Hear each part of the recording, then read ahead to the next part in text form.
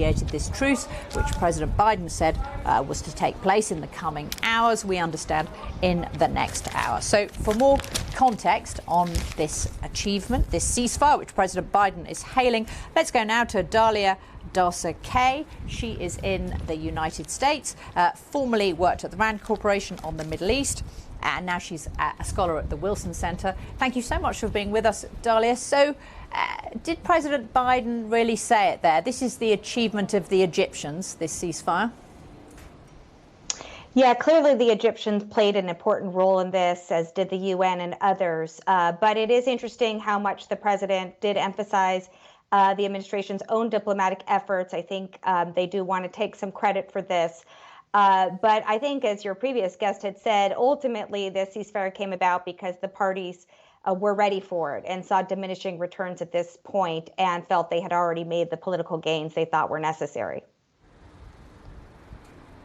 And Dalia, if you look at what both Israel and Hamas think that they've achieved here, how do you read it? Well, I think, Hamas, this was a way to capitalize on the tension in East Jerusalem and, push back against its rival, the Palestinian Authority, which the president just spoke about. So it really boosted its credibility in internal Palestinian politics. And it hit Israel pretty hard. This was a serious barrage of rockets over the last 11 days.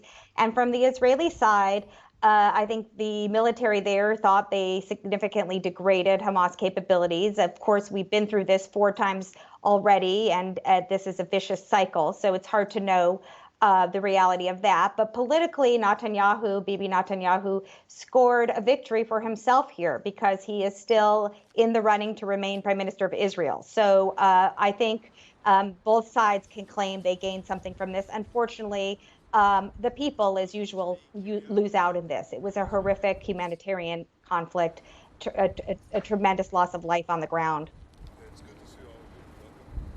It was one, and 95% of that loss of life was on the Palestinian side. And what is to stop there being another flare-up just in a few weeks' time? I mean, this is an unconditional ceasefire. Nothing has been resolved. Yeah, that's a good point. There were no terms to this. The original spark for this did come from East Jerusalem, came from concerns about evictions. The ongoing blockade of Gaza continues.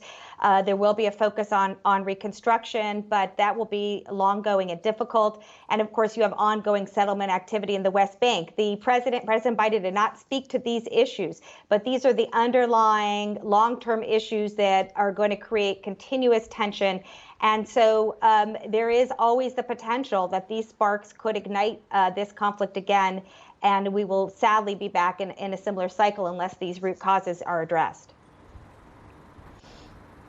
And Dalia, I'm speaking to you from Jerusalem tonight. Hamas is telling the BBC that they believe they got some concessions from the Israelis on the treatment of the Palestinians in East Jerusalem, that this is what they believe the Egyptian mediators have told them. The Israelis are saying that no such concessions have occurred. Does that just show how difficult the path forward is going to be? Yeah, I think it does. It's no question Hamas did want to get some concessions on Jerusalem. This is what started this conflict. It's what's boosting their credibility. I think it would be highly unlikely the Israelis would give on that issue. They don't want to boost Hamas's credibility. You just heard from the president moments ago, specifically indicating the United States only plans to work with the Palestinian Authority, not Hamas. The whole goal is to marginalize Hamas. So I think there'll be unhappiness on the Hamas side. They are significantly weakened at the moment, but they have plenty of rockets to fight another day. Dalia Kay, thank you so much for joining us there. And so, Loquesa, that's